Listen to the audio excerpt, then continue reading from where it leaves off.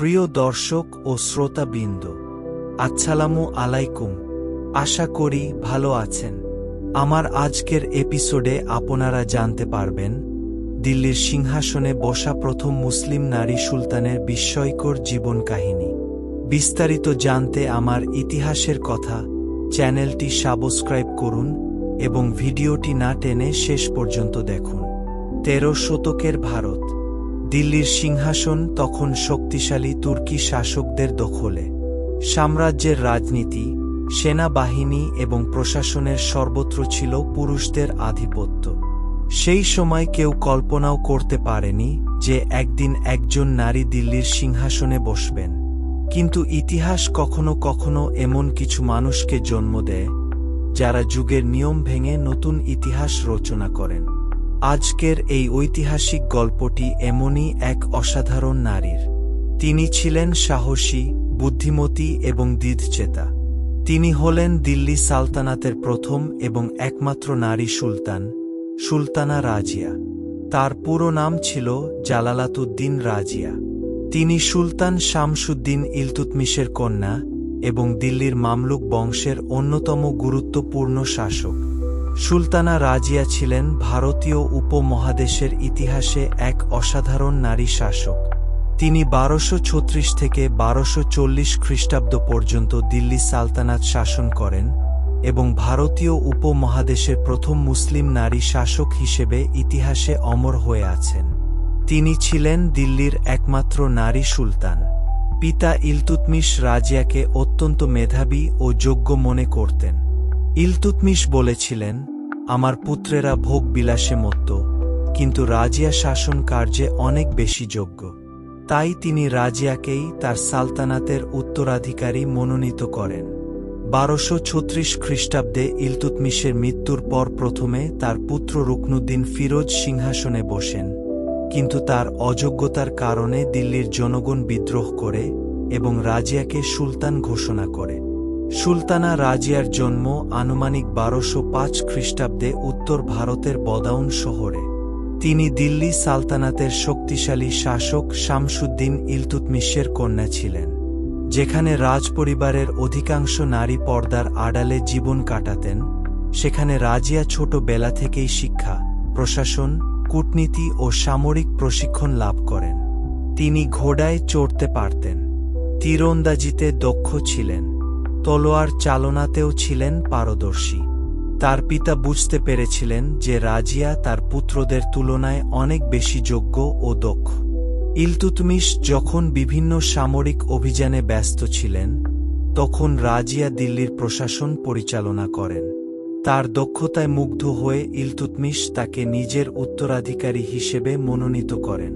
মধ্যযুগীয় মুসলিম সমাজে একজন নারীকে সিংহাসনের উত্তরাধিকারী করা ছিল অত্যন্ত ব্যতিক্রমী ঘটনা। একদিন সুলতান ইলতুৎমিশ রাজধানীর বাইরে একটি সামরিক অভিযানে গেলেন। যাওয়ার আগে তিনি দিল্লির প্রশাসনিক দায়িত্ব অস্থায়ীভাবে রাজিয়ার হাতে তুলে দেন। সবাই ভেবেছিল এটা সাময়িক ব্যবস্থা, কিন্তু কয়েক সপ্তাহের মধ্যেই রাজিয়া নিজের দক্ষতার পরিচয় দেন। তিনি সুবিচার করেন, প্রজাদের অভিযোগ শোনেন, রাষ্ট্রের কাজকর্ম সুচারুভাবে পরিচালনা করেন। ফিরে এসে ইলতুৎমিশ বুঝতে পারলেন তার পুত্রদের তুলনায় রাজিয়াই অধিক যোগ্য। সাহসী এক সিদ্ধান্ত নিলেন ইলতুৎমিশ। তিনি রাজিয়াকে নিজের উত্তরাধিকারী ঘোষণা করলেন। কিন্তু এই সিদ্ধান্তে ক্ষুব্ধ হয়ে উঠল তুর্কি অভিজাতরা। তাদের প্রশ্ন ছিল, একজন নারী কিভাবে সাম্রাজ্য শাসন করবে? কিন্তু ইলতুৎমিশ সাহসের সাথে বলেছিলেন, আমার পুত্রদের চেয়ে রাজিয়াই শাসক হিসেবে বেশি উপযুক্ত। ১২৩৬ সালে ইলতুৎমিশের মৃত্যুর পর তুর্কি অভিজাতরা রাজিয়াকে মেনে নিতে অস্বীকৃতি জানায় এবং তার সৎ ভাই রুকন উদ্দিন ফিরোজকে সুলতান ঘোষণা করে। কিন্তু রুকন উদ্দিন ছিলেন বিলাসপ্রিয় ও অদক্ষ। রাজ্যের প্রকৃত ক্ষমতা চলে যায় তার মা শাহ তুরকানের হাতে। শুরু হয় অত্যাচার, প্রজারা বিদ্রোহী হয়ে ওঠে, দিল্লিতে অস্থিরতা ছড়িয়ে পড়ে। এই সুযোগে রাজিয়া জনগণের সামনে উপস্থিত হন। তিনি ন্যায় বিচার ও সুশাসনের প্রতিশ্রুতি দেন। ফলে বিদ্রোহের মাধ্যমে রুকন উদ্দিন ফিরোজ ক্ষমতাচ্যুত হন এবং 1236 সালে রাজিয়া দিল্লির সিংহাসনে আরোহণ করেন।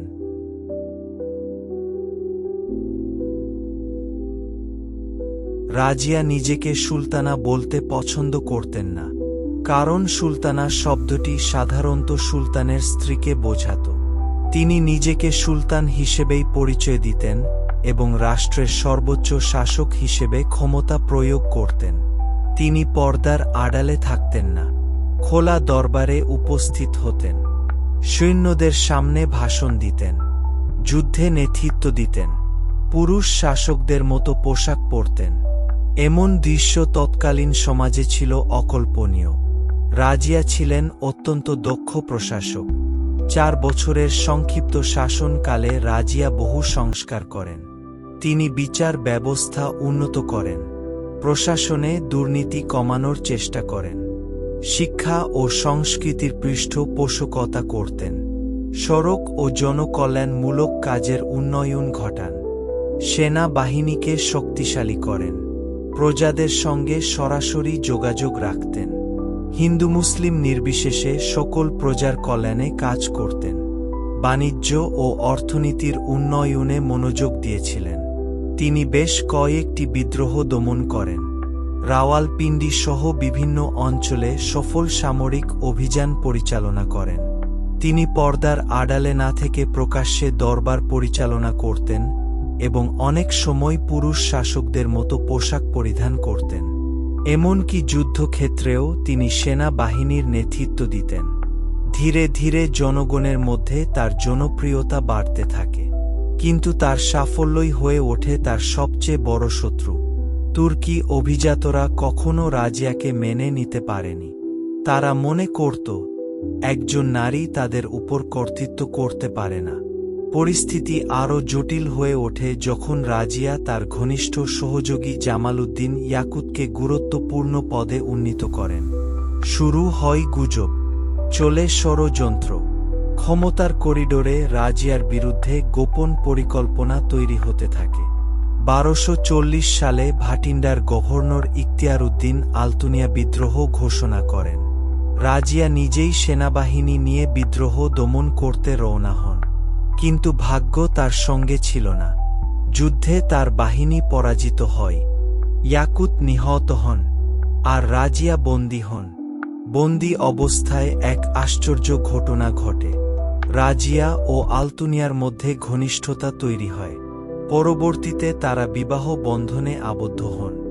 আজও ইতিহাসবিদদের মধ্যে বিতর্ক রয়েছে, এটি কি প্রেমের বিয়ে ছিল, নাকি ক্ষমতা পুনরুদ্ধারের জন্য রাজনৈতিক জোট ছিল? সম্ভবত দুটোই। বিবাহের পর রাজিয়া ও আলতুনিয়া দিল্লির সিংহাসন পুনরুদ্ধারের চেষ্টা করেন, কিন্তু ততদিনে তার ভাই মুইজ উদ্দিন বাহরাম শাহ সুলতান হয়ে গেছেন। দুই পক্ষের মধ্যে সংঘর্ষ হয়। রাজিয়া ও আলতুনিয়ার বাহিনী পরাজিত হয়। তারা দিল্লি থেকে পিছু হটতে বাধ্য হন। তাদের স্বপ্ন ভেঙে যায়। 1240 সালের অক্টোবর মাস। বর্তমান ভারতের হরিয়ানা অঞ্চলের কৈথালের কাছে পালিয়ে যাচ্ছিলেন রাজিয়া ও আলতুনিয়া, কিন্তু সেখানেই তাদের জীবন অবসান ঘটে। অধিকাংশ ঐতিহাসিকের মতে স্থানীয় দস্যুরা তাদের হত্যা করে। মৃত্যুকালে রাজিয়ার বয়স ছিল মাত্র 35 বছর। মাত্র 4 বছরের শাসন, কিন্তু ইতিহাসে অমর হয়ে থাকার জন্য সেটাই যথেষ্ট ছিল। রাজিয়া শুধু একজন শাসক ছিলেন না, তিনি ছিলেন সাহসের প্রতীক। তিনি প্রমাণ করেছিলেন নেতৃত্বের জন্য লিঙ্গ নয়, যোগ্যতাই সবচেয়ে বড় পরিচয়। যে যুগে নারীদের পর্দার আড়ালে থাকতে বলা হতো, সেই যুগে তিনি সাম্রাজ্যের সিংহাসনে বসে ইতিহাস সৃষ্টি করেছিলেন। সাহস, প্রশাসনিক দক্ষতা ও রাজনৈতিক দূরদর্শিতার জন্য আজও স্মরণীয়। আজও তার নাম উচ্চারিত হয় শ্রদ্ধা ও বিস্ময়ের সঙ্গে।